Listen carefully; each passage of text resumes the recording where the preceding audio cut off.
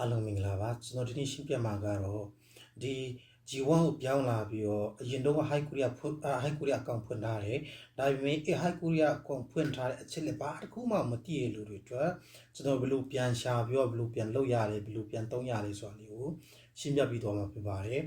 ပထမချက်အနေနဲ့ဒီ High Korea အကောင့်ကျွန်တော်တို့လုပ်တော့ဟာဆိုလို့ရှိရင်အရေးကြီးတာအချက်၃ချက်ရှိပါတယ်ပထမတစ်ခုကကိုယ့်ရဲ့ ID ပေါ့နော်ဒီ High Korea အကောင့်ရဲ့ ID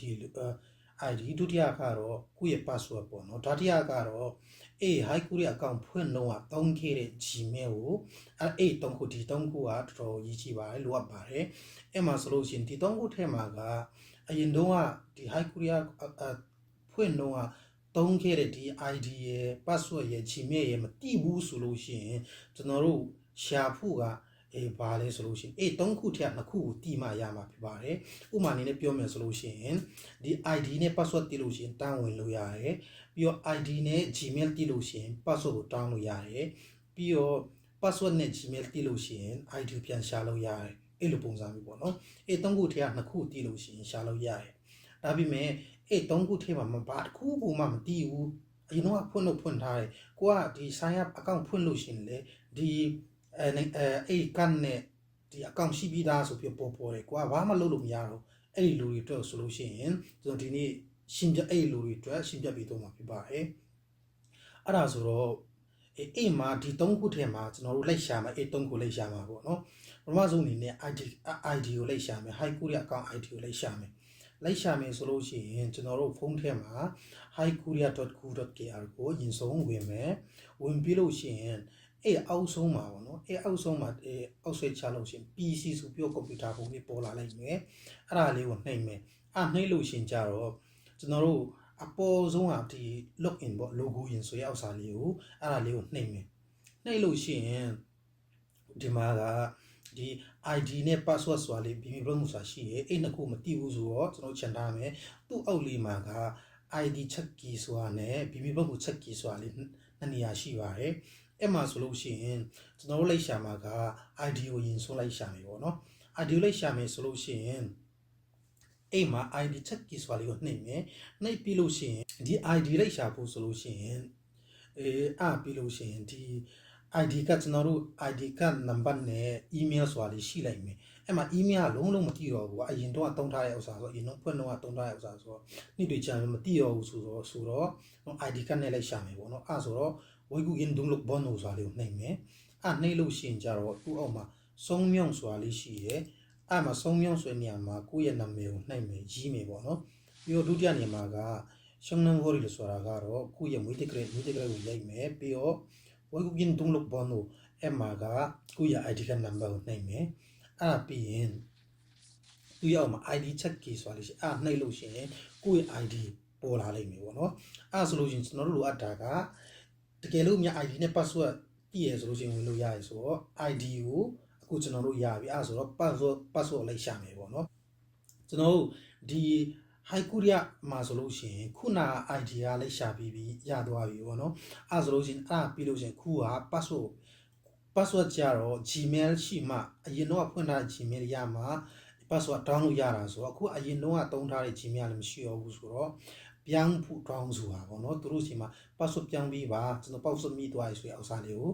စာပူအောင်ဖြစ်ပါတယ် fix နဲ့ပူအောင်ဖြစ်ပါတယ်တကယ်လို့မြတ်ဒီ fix နဲ့ပူတာကိုမပူတတ်ဘူးဒီ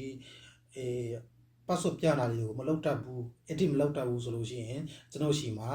လာပြီးတော့ကိုကြီးလာတောင်းလို့ရတယ်ဒါပေမဲ့ကျွန်တော်ကတော့အချိန်တိုင်းတန်းပြီးစာပို့တယ်မဟုတ်ဘူးကိုကြီးပြနိုင်မှာမဟုတ်ဘူးကျွန်တော်အားတဲ့အချိန်ကြာမှာကျွန်တော်ညချမ်းမှာအားဆိုညမှာလုပ်ပြီးမယ်ပြီးတော့မနေ့ပြန်ချက်မှာပို့ပြီးမယ်အဲ့လိုမျိုးပေါ့နော်ကျွန်တော်ကတန်းပြောမရနိုင်ဘူးကျွန်တော်လုံနေမလို့အားကြောင့်မို့အဲ့ဒါကြတော့နားလေပြီးကြပါတော့နော် password လိုက်ရှာဖို့ဆိုလို့ရှိရင်ကြတော့ကျွန်တော်တို့ဟိုပါလဲအတိအကျပြန်ပြောရှားမှာပေါ့နော်ဆိုလို့ရှိရင်ဒီခုနပြောသလိုမျိုးပဲပေါ့နော် highkorea.go.kr ဆိုနေရာကိုရင်ဆုံးဝင်မယ်ပြီးဝင်လို့ရှိရင်ကြတော့ဟို minimum source ဆိုတာလေးအဲ့နေရာလေးကိုနှိပ်မယ်နှိပ်လို့ရှိရင်ဟိုပါလဲအချက်လက်တွေအများကြီးရှိပါလိမ့်မယ်ဆိုလို့အောက်ကိုဆွဲချမယ်အကုန်လုံးအောက်ဆွဲချပြီးတော့ guitar ခေါင်းစီမှာ guitar ဆိုတခြားပေါ့နော်အားတော့ပေါ့နော်အဲ့တခြားကိုအရင်ဆုံးလိုက်ရှာမယ်အောက်ဆုံးမှာတခြားဆိုတဲ့နေရာမှာက ဂီတာဆိုတာလေးရှိလို့ရင်သူ့အောက်နားလုံးမှာရှိတယ်အဲ့မှာဆိုလို့ဒီနားလေးမှာပေါ့နော် Hi Korea Bimil Bon ကို Shinchong Yangsik ဆိုတဲ့ဥစ္စာလေးရှိတယ်အဲ့မှာဆိုလို့ရင်သူတို့ဒီပုံစံလေးတုံး PDF နဲ့ဒီ Word နဲ့အဲ့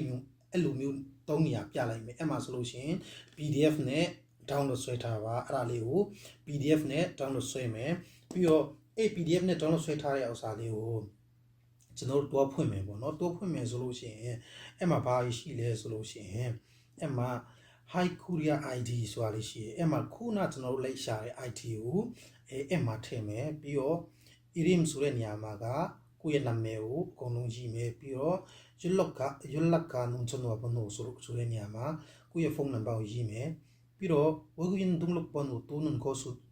등록번호အဲ့မှာကကိုယ့်ရဲ့ ID ကနံပါတ်ကိုနိုင်မယ်ပြီးတော့အဲ့မှာ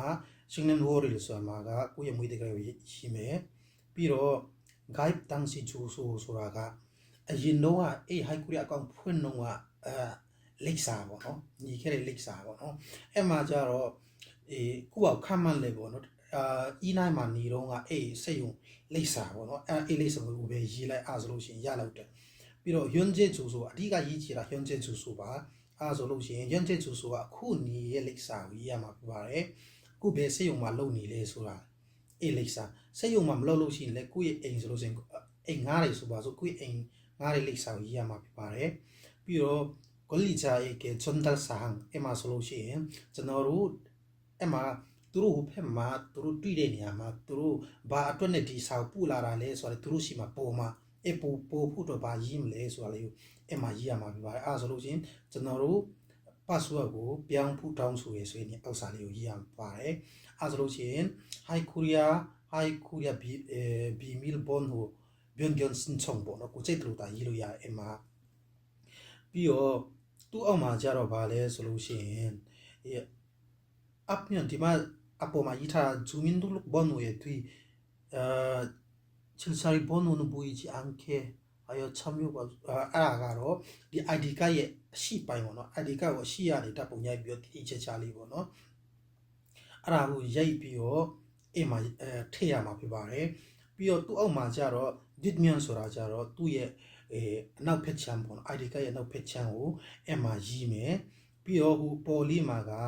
မိတာကဒီမွေးတကယ်ရဲ့နောက်မှာ signature ဆုံးမြောက်စွာလေးရှိအဲ့မှာကိုယ့်ရဲ့လက်မှတ်ကိုထူမယ်ထူပြီးလို့ရှိရင်အဲ့ဒါတွေအကုန်လုံး edit လုပ်ပြီးတော့အကုန်လုပ်ပြီးပြီဆိုလို့ရှိရင်သူ့အပေါ်မှာရေးထားတယ်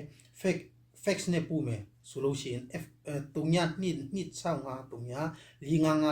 FX နံပါတ်မှာပို့ပြရမှာပြပါအဲ့မှာဆိုလို့ရှိရင်ကျွန်တော်တို့ password ကိုအဲ့လိုပြောင်းဖို့သူတို့စီမှာ fax နဲ့ပို့ရဆိုလို့ရှိရင်ဒီရုံးဖွင့်ရဲ့ပေါ့နော်ရုံးဖွင့်ရဲ့လောက်ရဲ့မှာအဲ့မှာပို့မယ်ဆိုလို့ရှိရင်အဲ့မှာသူတို့ရေးထားတာကတနာရီကနေ3နာရီကြာနိုင်တယ်လို့ရေးထားအဲ့ဆိုတော့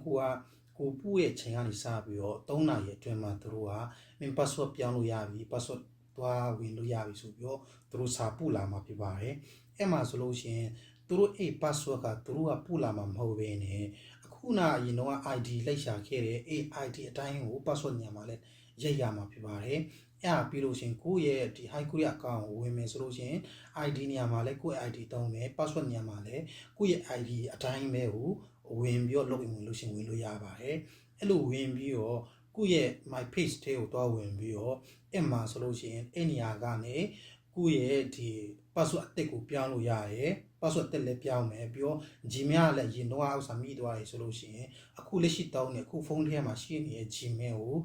ပြန်ပြီးတော့ပြောင်းလိုက်ပေါ့နော်အဲ့ဒါမပြောင်းတတ်လို့ရှိရင်ကြတော့ comment မှာရေးပြီးကြပါကျွန်တော်နောက်နေ့ဆိုလို့ရှိရင်အဲ့ပြောင်းတဲ့အောက်စာလေးကိုကျွန်တော်ပြန်ပြီးတော့